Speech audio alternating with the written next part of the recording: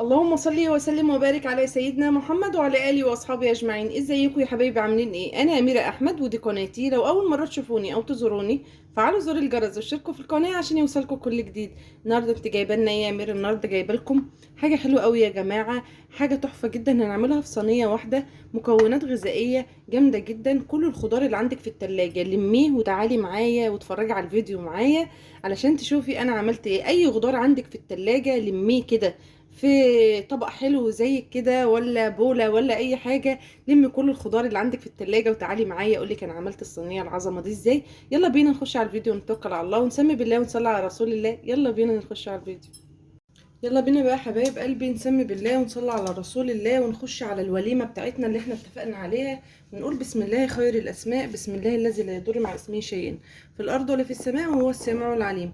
يلا بينا نخش على الوليمة بتاعتنا اللي قلنا هنعملها. وقول بسم الله الرحمن الرحيم. عندي هنا ايه؟ نص كيلو من الكوسة. بسم الله الرحمن الرحيم، ونقشرها كده مع بعض على طول. تمام. بالقشره بتاعتك كده في ثواني، 10 دقايق هتكوني مخلصه الاكله بتاعتك ومش هتاخد منك وقت ان شاء الله رب العالمين خالص. تمام.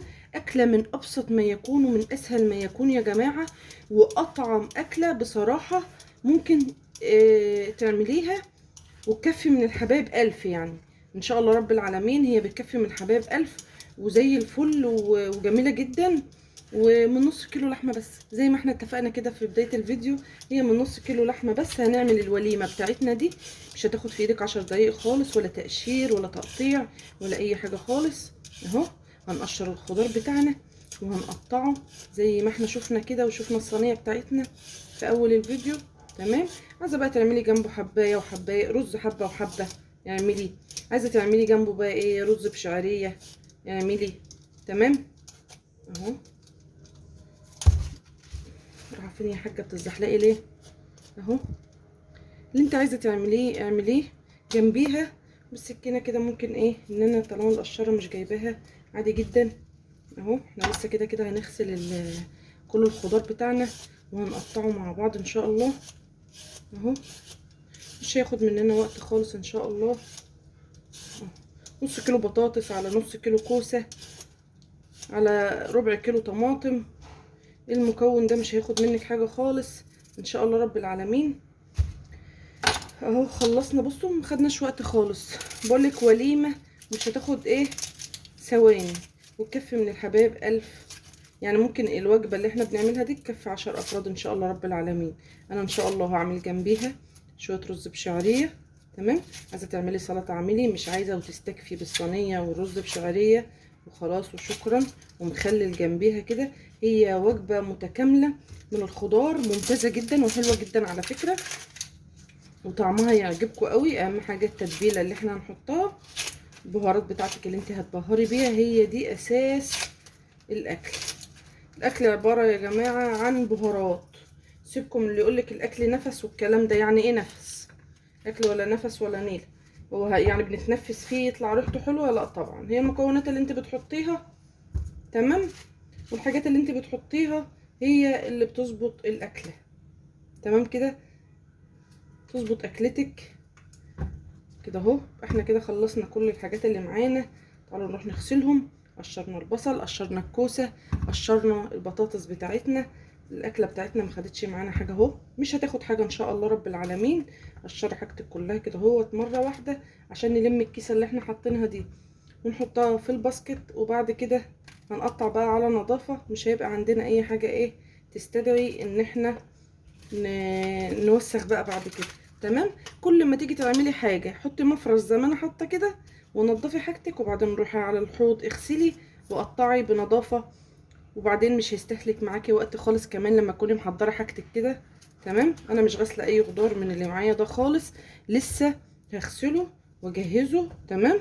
اهو زي ما احنا شايفين كده لسه هجهز الخضار بتاعي غسيل. هلم دي واحطها في الباسكت وبعد كده هنقطع مع بعض. يلا انتظروني. يلا بينا حبايب قلبي بقى نخش الاول. انا غسلت الخضار بتاعي هنا اهوت اللي احنا عملناه مع بعض. يلا بقى نسمي بالله كده ونبدا نبهر اللحمه بتاعتنا. عندي نص كيلو من اللحمه المفرومه اهي، نص كيلو لحمه مفرومه. تمام. زي ما احنا شايفين كده الصينيه بتاعتنا دي عظمه يا جماعه، النهارده هتبقى ملهاش حل. يلا نبهرها بقى، نقول بسم الله الرحمن الرحيم. معايا ايه؟ معلقه كبيره من الكزبره المطحونه، تمام. معايا معلقه من الكمون، كل دي بمعلقه صغيره زي بتاعت الشاي اهي، بس مليانه هرميه، يعني انا حطيت منها 2 كزبره، تمام كده، كزبره ناشفه. وحطيت كمون. لسه الملح بقى، اقول بسم الله الرحمن الرحيم. احط 2 ملح اهي، ادي واحده وادي 2، ده بمقدار معلقه كبيره تقريبا يعني، تمام كده. عندي الفلفل الاسمر، احط برده معلقه هرميه اهي. طبعا احنا عارفين الفلفل الاسمر بقى ايه في اللحوم والكلام ده، حاجه مهمه. يبقى انا كده حطيت الكمون والكزبره والملح والفلفل الاسمر والبابريكا، برضو معلقه حلوه كده بابريكا مدخنه، تمام. عندي هنا بقى بصل بودر برضو معلقه،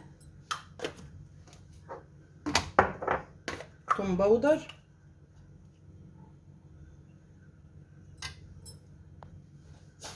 يبقى انا كده حطيت بصل بودر، توم بودر، كزبره، كمون، بابريكا وفلفل اسمر والملح، تمام كده. هنزل بقى ايه ب3 معالق من دي كده او 4 صلصه، تمام. صلصه اللي هي البيوري دي،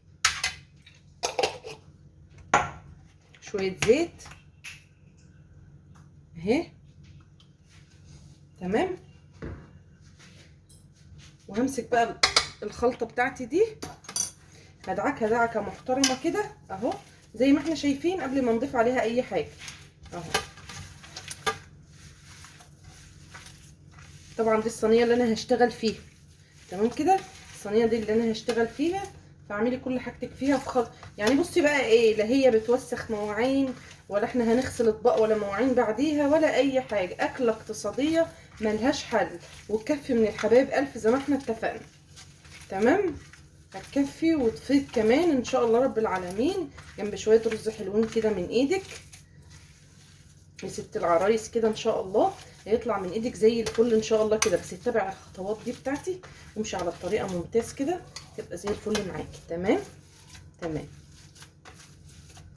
حطوا بقى لايك يا جماعه، حطوا لايك بقى، وما تنسوش اللايك، وتنسوا الكومنت الحلو، وتنسوا التعليقات الحلوه بتاعتكم دي ان شاء الله رب العالمين. القناه دي نفسي ان هي تزيد بيكم كده، وتبقى حلوه كده، وتوصل للعالم كله. والله يا جماعه انتم مش عارفين احنا بنتعب في الفيديوهات قد ايه، والتصوير متعب جدا، ما تفكروش ان هي وصفه والسلام، او بنعمل كده والسلام، لا والله ده احنا بنتعب جدا في المونتاج وفي التصوير وفي كل حاجه، عشان نقدر ان احنا نوصل لكم المعلومه صح. اغسل ايدي واجيلكم. يلا حبايب قلبي بقى ايه، نبدا ان احنا نقطع المكونات بتاعتنا كده مع بعض.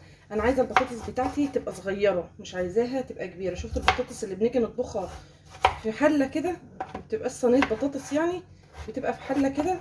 انا عايزه البطاطس بتاعتي تبقى رفيعه كده زيها، تمام. مش عايزاها تبقى كبيره خالص اهو، زي ما احنا شايفين كده. حاولي ان انت ايه ترفعيها شويه، يعني ما تبقاش تخينه، عشان يبقى كل الحاجات سمك واحد ان شاء الله يعني اهي.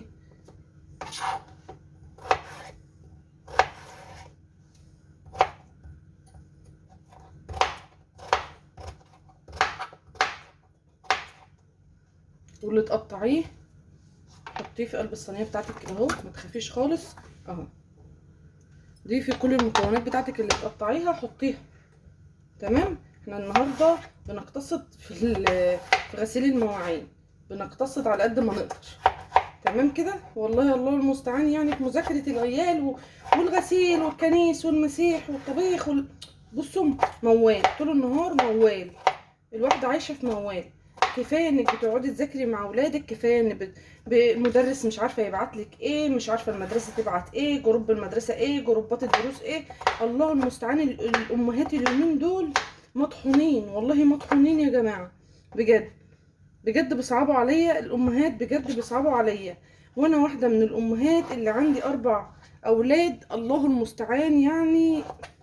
لا وكلهم فوق بعض بقى، كل ولادي يعني ايه سنهم قريب جدا من بعض، تمام. فيعني انا بقعد اشد في شعري كده. طبعا مش انا لوحدي، مش انا لوحدي اللي بقعد اشد في شعري، كل الامهات طبعا، كل الامهات بتقعد تشد في شعرها. والله لو عيل واحد مزهق امه ومخرجها عن كل حاجه، يعني ايه الصويت والزعيق والشبشب يعني معروفه في البيوت المصريه كلها على ما اعتقد، يعني مش عندنا بس. ولو عندنا بس يكتبوا لي في الكومنتات، بس ما اعتقدش ان انا عندنا بس. اكيد مليون في المية ان كل الامهات المصرية زي كده. والله ومش المصريين كمان، يعني اللي هم بره مش امهات، اكيد طبعا امهات.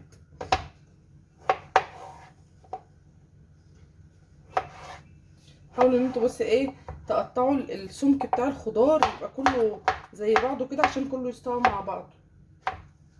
تمام. عندي بنوته كده صغننه عقروطه واقفه جنبي بقى عشان هي سامعاني، فانا بحب اضحكها. اسمها فريده يا جماعه، بنوتي صغننه اسمها فريده.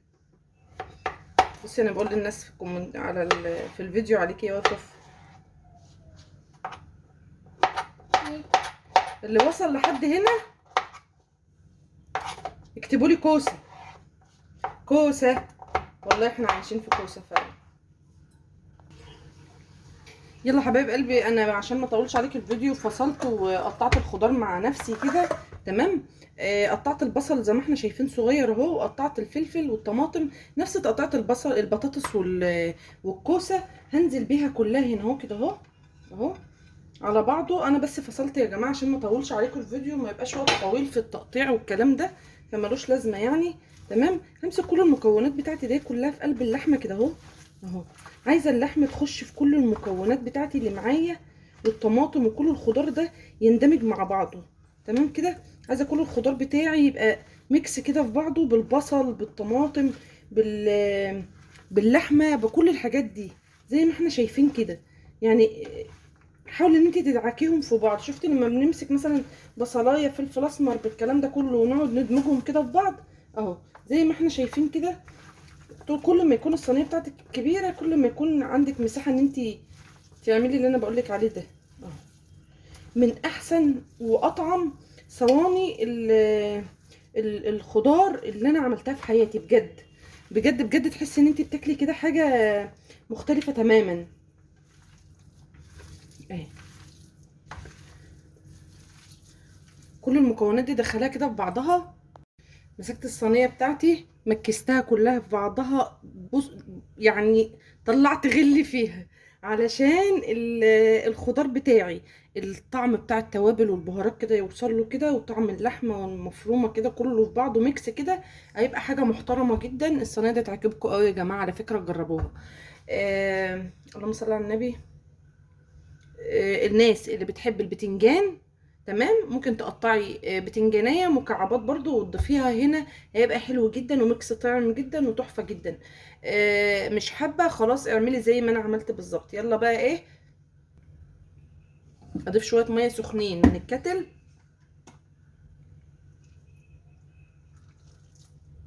على الصينية بتاعتي كده اهو. كل مسخنة الفرن يا دوب ايه فنجان بس، لان يعني الخضار بتاعي هينزل ميته طبيعي يعني. تمام. وشوية زيت بقى على الوش، مش اكتر من كده. عفوا.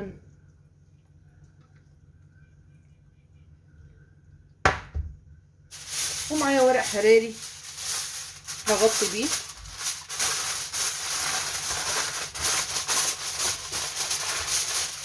بس كده. هديلها غلوة في العين الكبيرة بتاعة البوتاجاز من فوق. هولع البوتاجاز العين بتاعتي من فوق عشان انا مستعجله على الصينيه. لو انت مش مستعجله زقيها في الفرن هتقعد معاكي ساعه. انا مستعجله على الصينيه. طب اعمل ايه عشان اخلص بسرعه؟